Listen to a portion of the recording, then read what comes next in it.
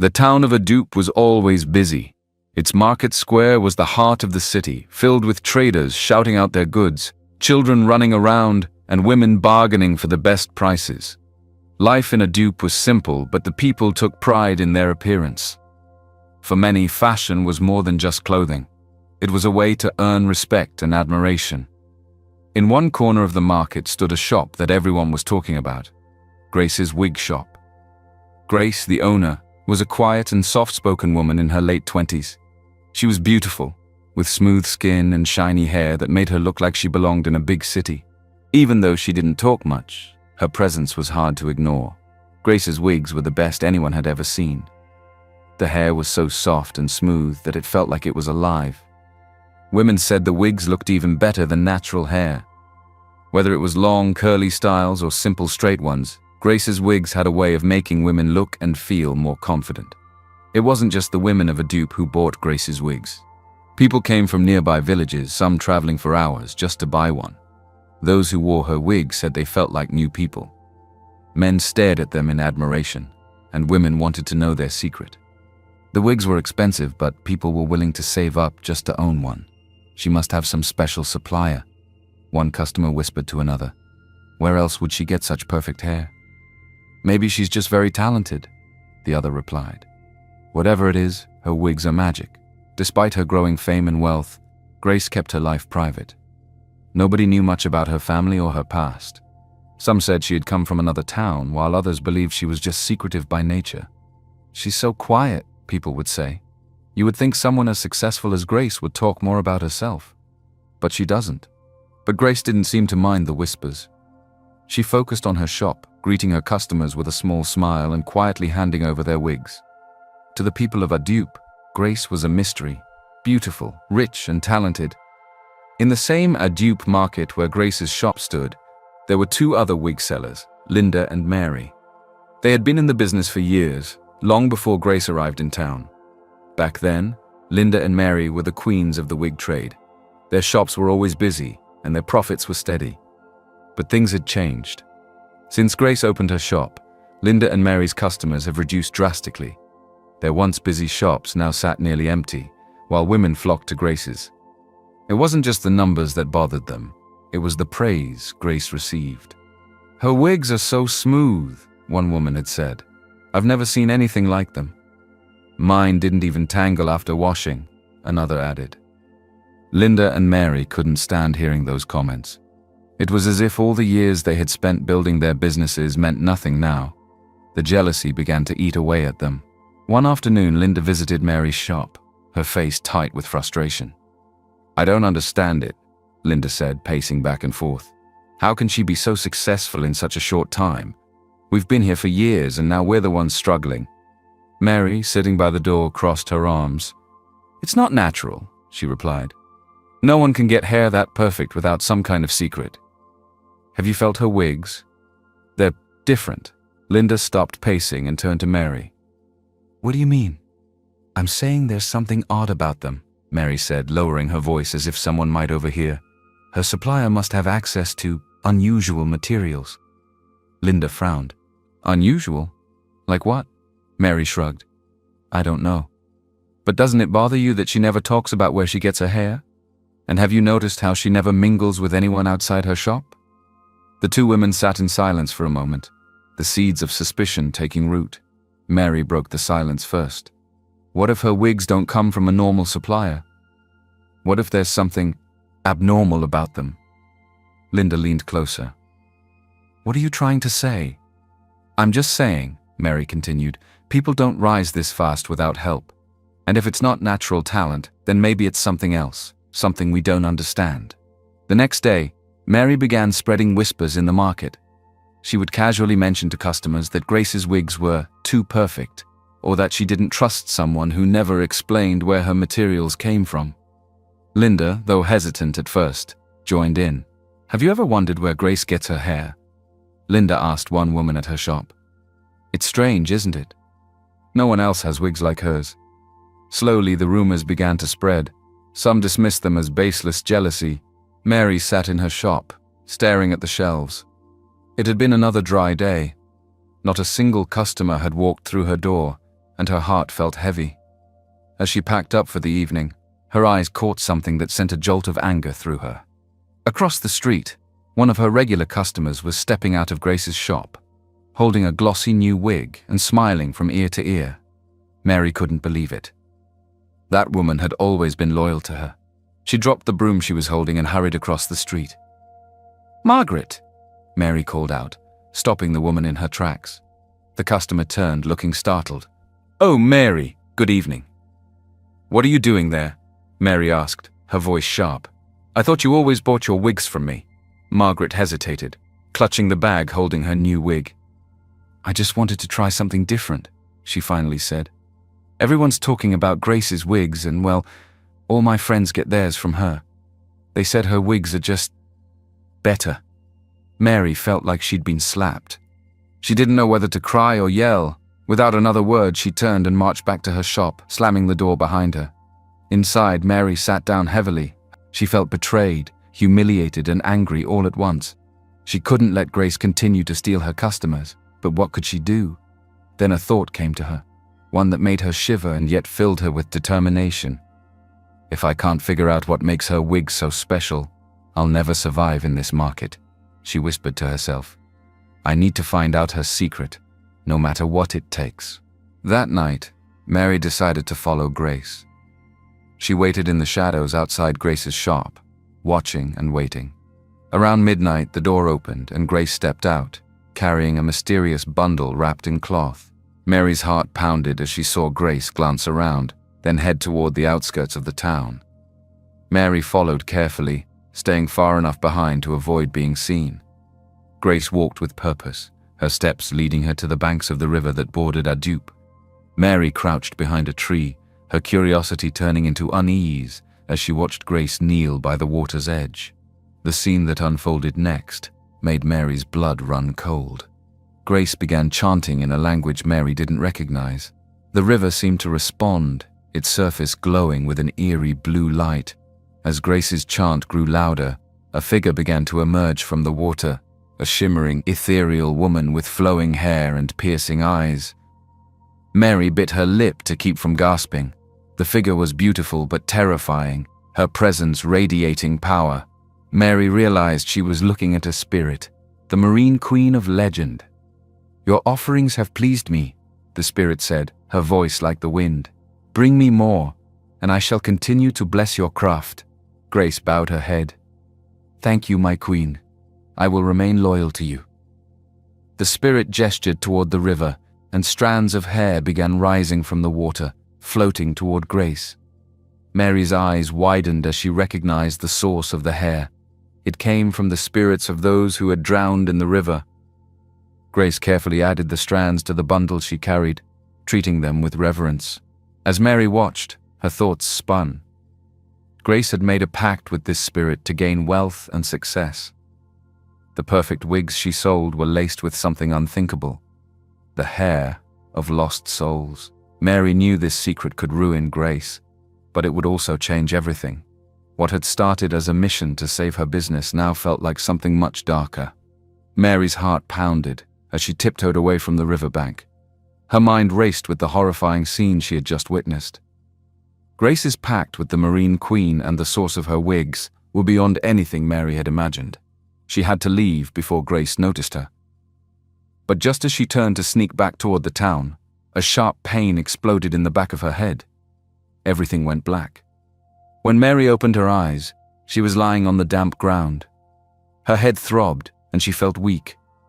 She tried to sit up, but a figure loomed over her. It was Grace, holding a heavy wooden staff. Her expression was cold, and her usually calm demeanor was gone. "You couldn't mind your business, could you?" Grace said, her voice dripping with anger. "You just had to follow me." Mary tried to speak, but her throat felt dry. She could only manage a weak, "You don't know what you've gotten yourself into," Grace interrupted. "This isn't some petty market rivalry. You've bitten off more than you can chew, Mary." Grace leaned closer, her voice lowering to a whisper. "You saw things you shouldn't have. Now you'll face the consequences." Before Mary could respond, another wave of dizziness overtook her, and she blacked out again. The next morning, Adupa was abuzz with shocking news. Mary's lifeless body had been found in the bush. Her face was pale, her eyes wide open as if frozen in fear, and her body was sprawled unnaturally, as though she had been tossed aside. The discovery sent shockwaves through the town. Vendors and traders gathered in small groups, whispering and speculating.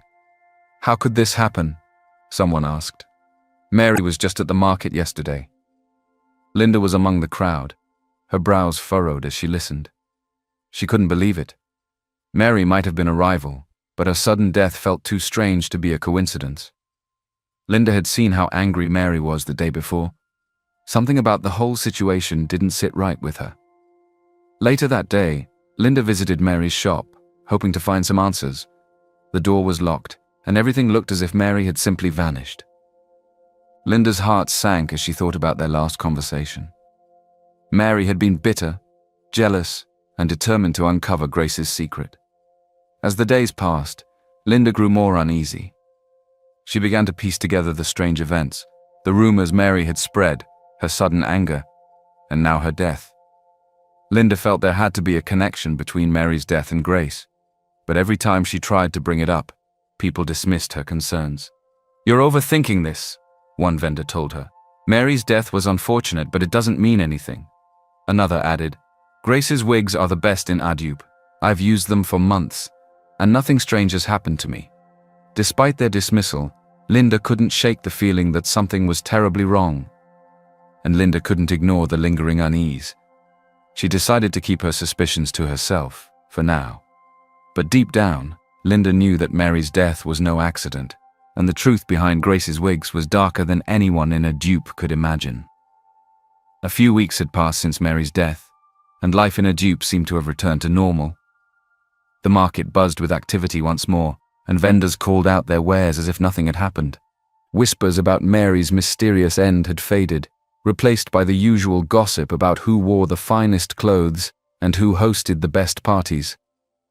In the midst of it all, Grace's business continued to thrive. If anything, her popularity had only grown. Her wigs were still the most sought after, and she seemed unaffected by the tragedy that had unsettled the market only weeks earlier. She began offering online wig-making courses for those eager to learn the art of wig craftsmanship. It was the perfect setup for her. She could share knowledge while keeping her real secrets to herself. No one worked with her directly. All interactions were virtual. Among her new students was a woman named Sarah, a fashion enthusiast from a nearby town. Sarah was eager to learn everything she could from Grace, hoping it might lead to a mentorship opportunity. While teaching online, Grace was also working on something new. She had announced the launch of her Bone Straight collection, a line of wigs she described as the most luxurious yet. The hair was long, sleek and lush, with a shine that seemed almost unnatural. The wigs were priced higher than anything she had sold before, targeting only the wealthiest clients, the so-called crème de la crème. To promote the new collection, Grace organized an exclusive event, inviting only those who had already purchased from the Bone Straight line. It was a private affair, held at an upscale venue just outside Adup. Sarah, eager to see Grace in person, ordered a wig from the collection despite its steep price. A few days later, she received both her wig and an invitation to the event. On the evening of the event, Sarah arrived dressed in her finest. The party was lavish, with beautiful decorations, soft music, and finely dressed guests mingling over cocktails. Grace moved through the crowd like a queen, her every step exuding confidence and control. When Sarah finally approached Grace, she was both nervous and excited. "Your wigs are incredible," Sarah said. "That's why I joined your course. But I was wondering, would you consider taking me on as an apprentice? I would love to learn from you directly." Grace's smile faltered for a moment, but she quickly regained her composure. "Thank you, Sarah, but I don't take apprentices. My courses are the best way to learn from me." Sarah looked disappointed but managed a polite nod. "I understand, thank you." As the night drew to a close, Sarah said her goodbyes and headed for the exit. While walking to her car, she noticed something strange, a woman lurking in the shadows near the venue. Sarah paused, squinting in the dim light. It was Linda, standing at a distance, watching the event. Who is that, and what is she doing hiding like that? Sarah murmured to herself. Inside, Grace's sharp eyes had also caught sight of Linda. She frowned, her intuition telling her something wasn't right. Linda had been acting strange ever since Mary's death, and now, seeing her outside the private event, Grace felt uneasy. She didn't like loose ends, and Linda's curiosity was starting to feel like a problem. A week after the exclusive event, Sarah sat quietly in her room, staring at the sleek, bone-straight wig she had purchased from Grace's collection. Her fingers ran through its smooth strands, but her thoughts were far from admiration. She hadn't bought the wig for its beauty. She had a deeper reason for getting close to Grace. Sarah was more than just an eager wig enthusiast. She was Mary's younger sister and the wife of Pastor Benjamin, a respected clergyman in their town. Since Mary's sudden and mysterious death, Sarah had been unable to shake the feeling that something was wrong. Mary had been healthy and determined, yet her life had ended so abruptly. God, if there's something to this, show me. She thought about all the oddities surrounding Grace, the secrecy, her meteoric rise in the wig business, and Mary's fixation on exposing her. Grace seemed untouchable, her charm and reputation shielding her from any real scrutiny. And now, with Sarah enrolled in Grace's online course and attending her event, she felt like she was tiptoeing into dangerous territory. Despite her efforts to stay quiet, Sarah knew she couldn't do this alone. She needed someone who might understand her suspicions, and she could think of only one person. The next morning, Sarah arrived at Linda's shop just as the market was starting to come alive. Linda looked up in surprise when she saw Sarah walk in. "Good morning," Linda said, a bit wary. She recognized Sarah from the event but didn't know why she was there now. Sarah closed the door behind her and hesitated before speaking. "Can we talk? Privately?" Linda raised an eyebrow but nodded, gesturing to a stool near the counter. "What's on your mind?" "I know we don't know each other well," Sarah began, her voice low, "but I think you're the only person who might understand what I'm about to say." Linda leaned forward, curious. "Go on." Sarah took a deep breath. "I'm Mary's younger sister." Linda's eyes widened. "Mary? As in—" She trailed off, her voice faltering. "Yes," Sarah said firmly.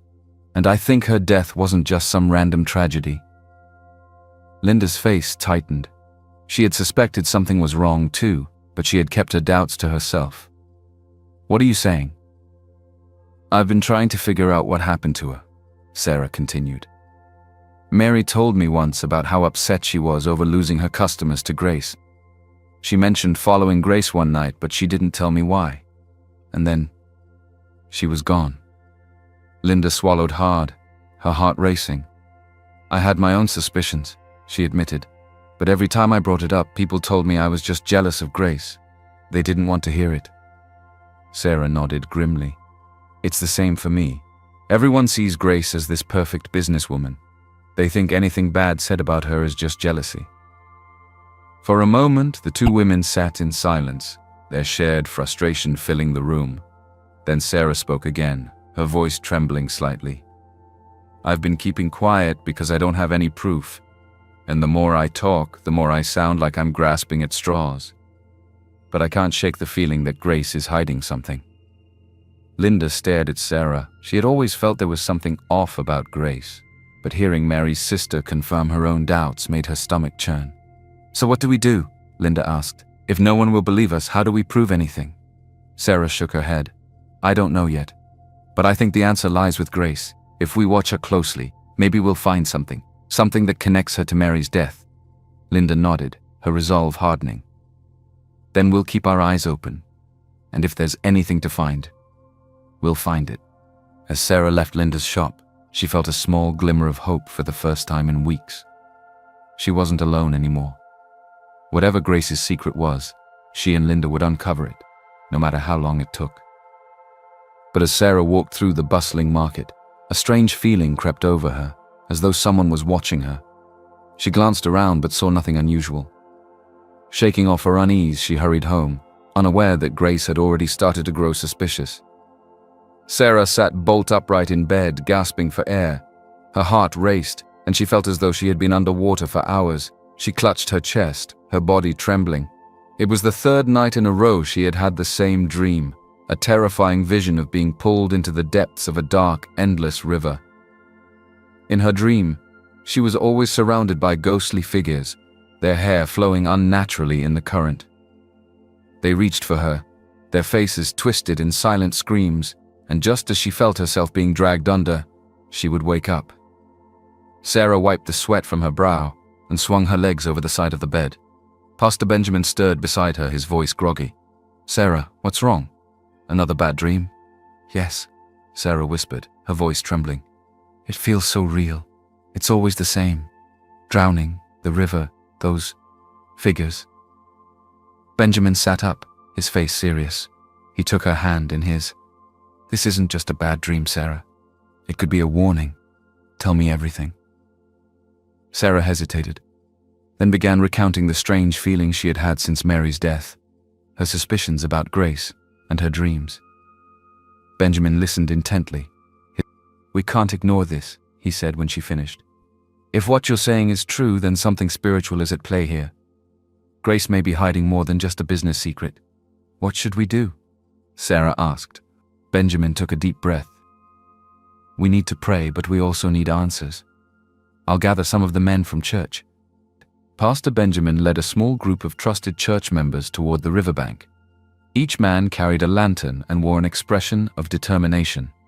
Sarah had told them everything she knew, and though some were skeptical, they trusted their pastor's judgment. The group arrived at the river just as the night grew still. The water's surface was calm, reflecting the pale light of the moon. Benjamin instructed everyone to stay quiet as they hid among the tall grasses near the shore. Hours passed, and the men began to grow restless. But just as some were about to give up, they saw her. Grace appeared at the edge of the river, carrying a bundle wrapped in cloth. She looked around cautiously, her movements tense. Satisfied that she was alone, she knelt by the water and began to chant. The men watched in stunned silence as the river seemed to come alive. Its surface began to glow with an eerie blue light, and a mist rose around Grace, shrouding her in a ghostly haze. "What's she doing?" one man whispered, but Benjamin raised a hand to silence him. As the chant grew louder, the water churned violently, and a figure began to emerge. The Marine Queen rose from the depths, her presence otherworldly and terrifying. Her long hair shimmered like silver threads, and her eyes glowed with an unnatural light. "You have done well," the Queen said, her voice echoing as though it came from the river itself. "Your offerings are acceptable." Grace bowed deeply. "Thank you, my Queen. I will continue to bring you what you require." The group could hardly believe their eyes. One of the men crossed himself, his hands shaking. Benjamin, however, stood firm. He motioned for the others to stay hidden as he continued to watch. The Queen reached out, and from the depths of the river, strands of hair began to rise. They floated toward Grace, shimmering with an unearthly beauty. Grace carefully added the hair to her bundle. As the Queen began to sink back into the water, Benjamin whispered, "Now." The group emerged from their hiding place, their lanterns cutting through the darkness. Grace spun around, her eyes wide with shock. For the first time, her calm facade cracked. "Grace," Benjamin called out, "your wickedness is exposed. No longer will you deceive this town with your lies and evil practices." Grace clutched her bundle tightly, backing away from the group. "You don't understand," she shouted. "This is beyond you." But Benjamin stepped forward, his voice steady. "We serve a higher power, Grace. You cannot stand against the truth." The river seemed to react to Benjamin's words, its glow dimming as the Queen disappeared beneath the surface. Grace stood frozen, her face a mask of fear and defiance. "We must leave now," Benjamin said to his group. "This is not over." As they retreated from the riverbank, Sarah's heart raced. She knew they had uncovered something dark and dangerous, but the battle was far from finished. Grace paced back and forth in her small home, her mind racing after the night's encounter with Pastor Benjamin and his group. Her heart pounded with fear, but her resolve hardened. She knew the risks of dealing with the Marine Queen, but she had always been careful to keep her secrets hidden. Grace knelt in front of her altar, a small shrine adorned with items she had collected from the river. She lit a candle and began chanting, calling out to the Marine Queen for guidance. The air in the room grew heavy, and a cold breeze swept through as the Queen appeared, her shimmering form hovering over the altar. "You have been careless, Grace," the Marine Queen said, her voice sharp and cutting. "You allowed them to see too much. If you are exposed further, you will face the consequences alone." Grace's knees buckled under the weight of the Queen's words. "But my Queen, they have no proof," she said, her voice trembling. "I can still turn this around." The Queen's eyes narrowed. "Fortify yourself then. But remember this, your power comes from me. If you fail to keep my secrets, you will pay the price." Grace nodded, determined. "I won't let you down." The Queen vanished, leaving the room silent. Grace gathered the items needed for her fortification ritual. She chanted over a mixture of river water and herbs, rubbing it over her skin as she called on the Marine Queen to strengthen her. When she finished, she felt a surge of confidence and power. The fear she had felt earlier melted away. "They can't touch me," she said aloud, a smirk playing on her lips. "Not the pastor, not anyone. And if they try, I'll deal with them like I dealt with Mary." Meanwhile, Linda's world was crumbling.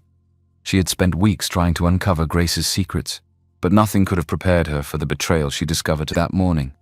Her fiancé, Daniel, had been acting distant lately, and Linda decided to confront him. What she found shattered her heart. Daniel was having an affair with Grace. Linda felt sick as she pieced together the truth. Grace's charm, her beauty, her wealth, it had all lured Daniel away. When she confronted him, he didn't even try to deny it. "Linda," he said coldly, "Grace has more to offer than you ever could." Linda's heart broke. "More to offer," she repeated, her voice shaking. "What does that even mean? I thought we were building a life together." Daniel shrugged. "Grace has power, Linda. She's not just some market woman. You can't compete with that." Tears streamed down Linda's face as Daniel walked away, leaving her alone with her anger and heartbreak. But as the pain subsided, a new resolve took its place. If Grace thought she could ruin Linda's life and get away with it, she was wrong. "I will expose you, Grace," Linda muttered through clenched teeth. "I'll make sure everyone knows who you really are." The next market day, Linda made her move. She waited until Grace's shop was at its busiest, with women crowding around to buy her bone-straight wigs. Linda marched into the shop, her face flushed with anger. "Grace!" she shouted, her voice cutting through the chatter. The room fell silent as everyone turned to look at her. Grace glanced up, startled but quickly regaining her composure. "Linda," she said coolly, "what's the meaning of this?" Linda pointed a shaking finger at Grace. "I know what you are," she said, her voice loud enough for everyone to hear. "You're no businesswoman. You're a fraud, and worse, you're dangerous." Gasps erupted from the crowd and whispers spread like wildfire. Grace's calm expression faltered for a moment, but she quickly recovered. "Linda, this is ridiculous. You're making a fool of yourself." "Am I?" Linda shot back. "Tell them, Grace. Tell them where you really get your wigs from. Tell them what you've done to people like Mary." The mention of Mary's name caused a stir among the customers. Grace's eyes narrowed and her voice grew cold. "You don't know what you're talking about." Linda stepped closer, her voice rising. "Oh, I know exactly what I'm talking about. And if you think you can get away with it, you're wrong. Everyone will know the truth about you, Grace."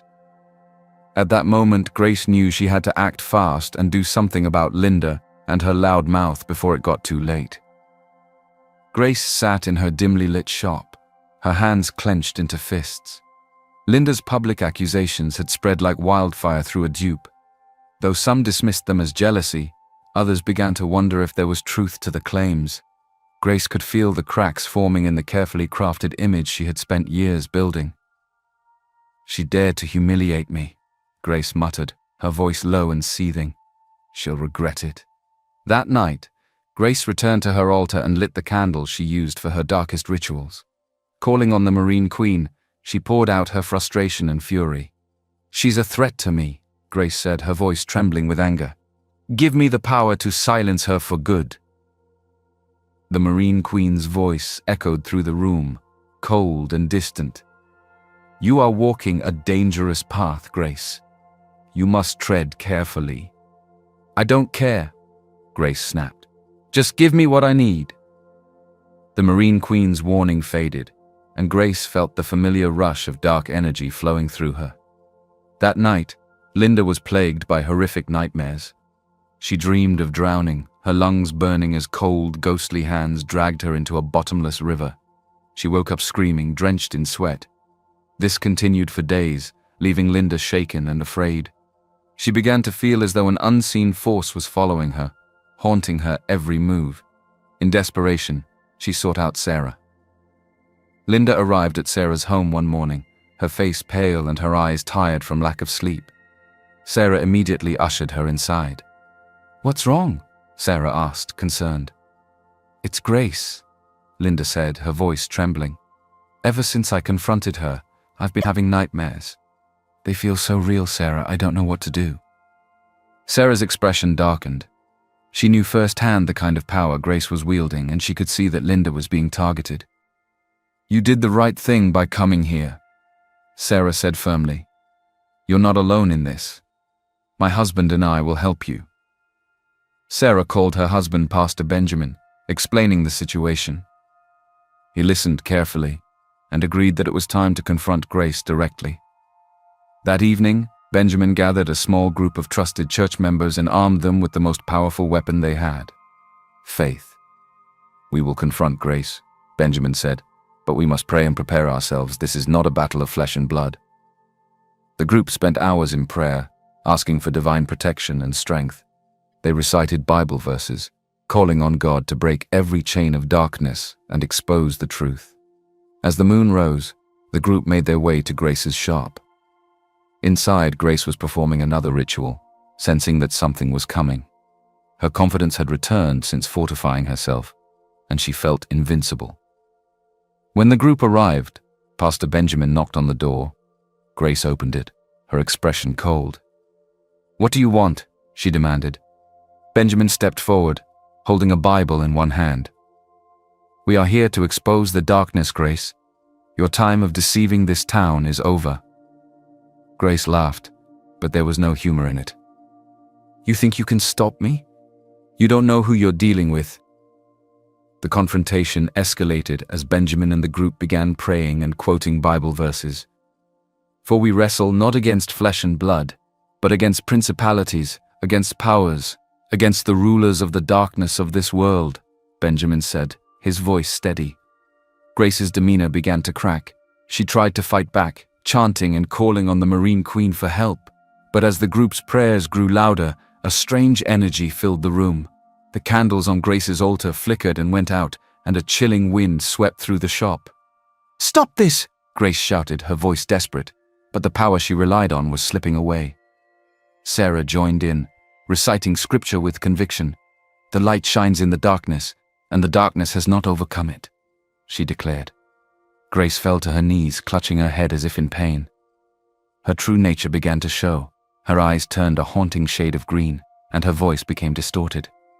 The dark power she had hidden for so long was laid bare for everyone to see.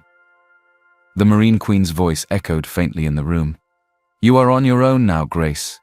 Realizing she had been abandoned, Grace screamed, her composure shattered. The pastor and his group continued their prayers, and with one final cry, Grace collapsed, defeated. The room fell silent, and the oppressive darkness lifted. The townspeople who had gathered outside peered in, shocked to see the mighty Grace brought to her knees. Pastor Benjamin turned to the crowd. "The truth is exposed," he said. "Let this be a lesson. No darkness can stand against the light of God."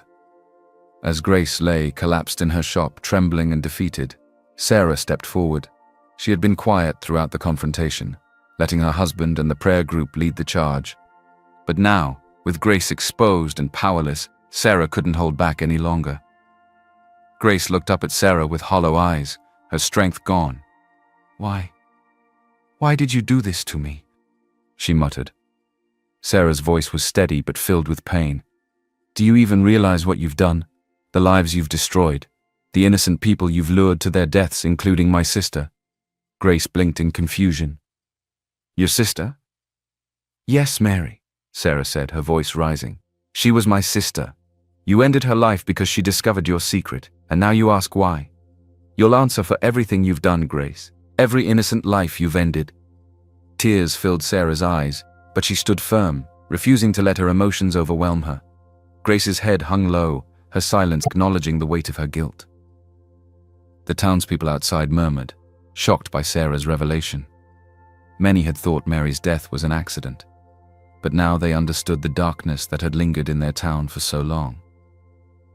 In the days that followed, Grace's shop became a symbol of the evil that had plagued Adupe. Under Pastor Benjamin's guidance, the townspeople gathered to cleanse the space. They tore down the shelves, burned the wigs, and prayed over the market, asking for God's protection against any lingering darkness.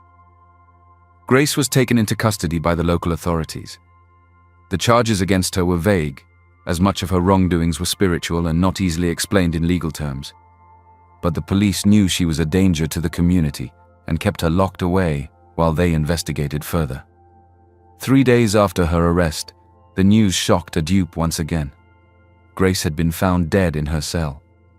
The cause of death was drowning, an impossibility considering there was no water in the cell.